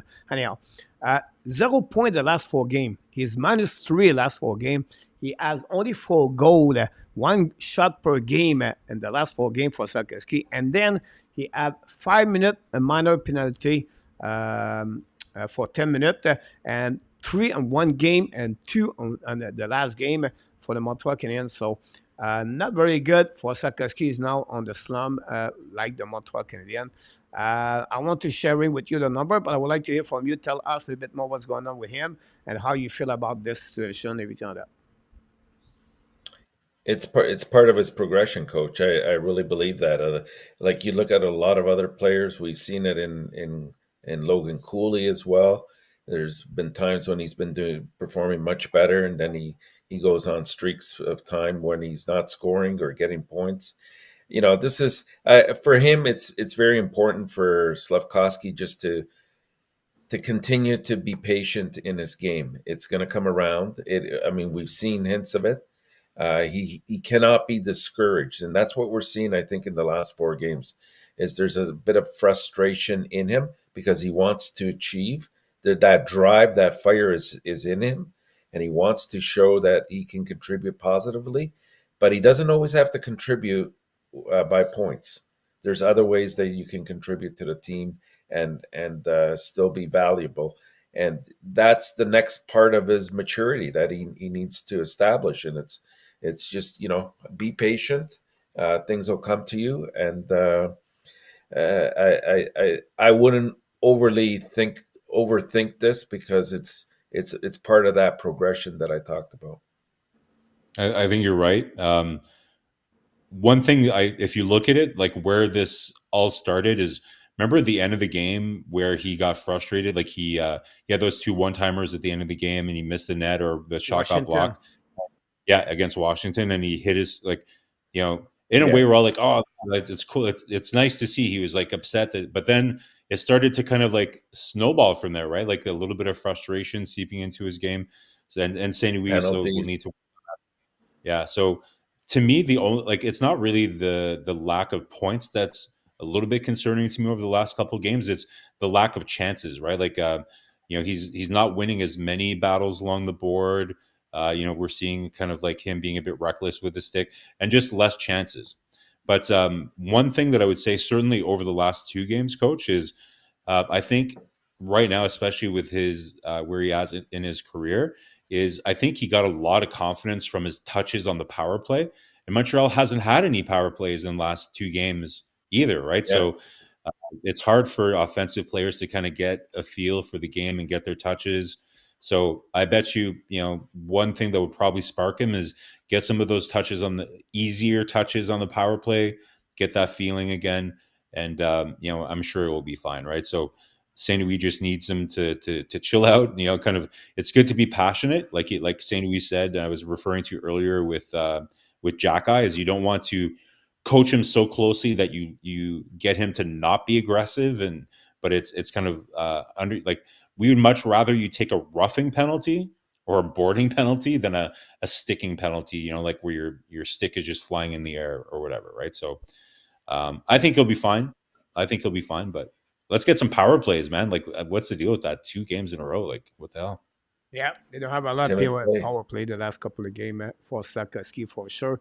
We have only a couple of minutes, but I want to bring that. We said that one over there. They are coming very soon. Hudson, Rebecca, and Ekstrom. All of them about that. What your expectation for this? This is a question on my night, on my pool every night, 10 o'clock a.m. is out. We have Frankie knock the door, guys. Welcome back, Frankie. Dan Hashem, Colette Hashem are in the house. Thanks so much for everybody. And now we are from Chicago downtown, from Illinois, the Bear. Nick is back. Hey, Nick, how's it going, man? Hey, Nick. Welcome back. Nick, where are all these guys for Hudson, Rebecca, Engstrom? Where the hell are they going to play, Coach? Where are they going to play? Rebecca, Engstrom in Laval, and Hudson with Montreal. Well, this is my prediction for that'll be interesting. Yeah. I don't know. Definitely. I don't think Ryan Bacher will be in Montreal. It'll definitely be in Laval. Engstrom, probably the same thing. Yeah, maybe it might be just Hudson.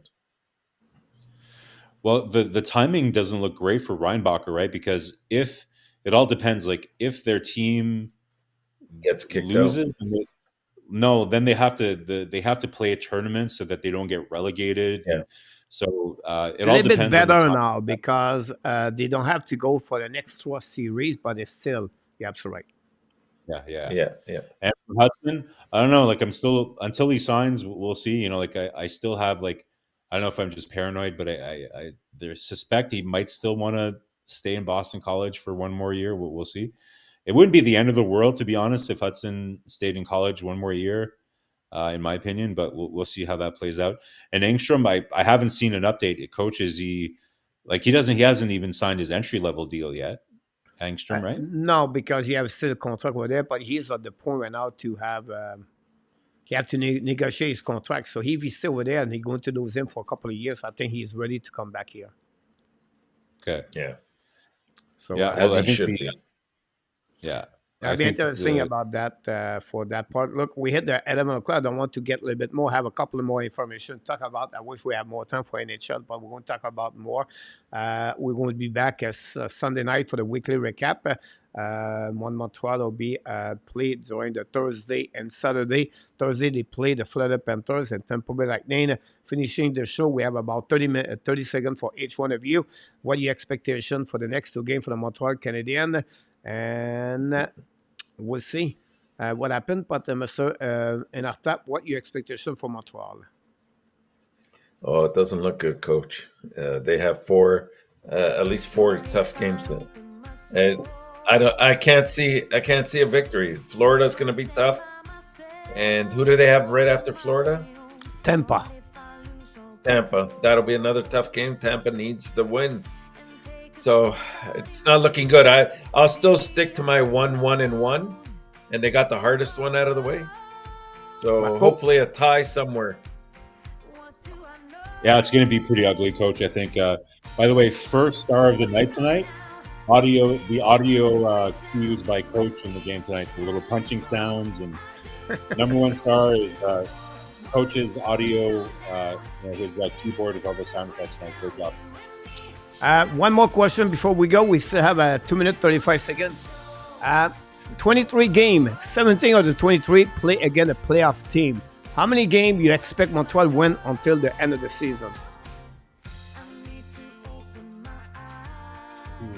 8. 23?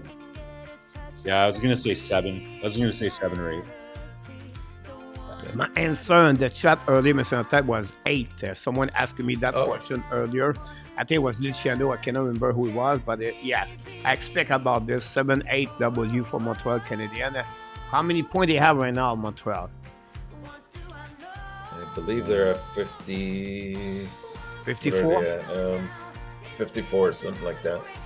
Yeah, 54. So 8, 16. I know, Coach. They're going to be close for their prediction. They're going to be around 74, 75 points. Yeah. So my prediction will be off a little bit. I had said between 78 and 80. I don't know why you don't listen to me in a tap. Well, you said 70, right? I said 70 to 73 between that. I stuck at 72 for many times. So my best season would be 75, but pretty good about that one. Anyhow, guys, it was a great show tonight. We want to thank everybody in the chat tonight. Super chat from notre ami Patrick. Very good. Thanks so much, both of you. And then before we leave, we want to tell you one more thing. You are awesome. You are amazing. You are the best.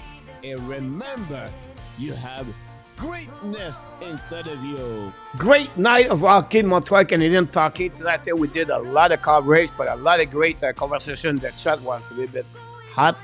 And first of the night, I will give to Gary Conroy. He's left now, but Gary delivered a lot of great content tonight. And the guy who has been knocked out, it was Luciano, but it's okay. Luciano, it's not a big deal. That'll be fine. I want to thank the moderator, Marko and Enortap. Again, delivering great hockey.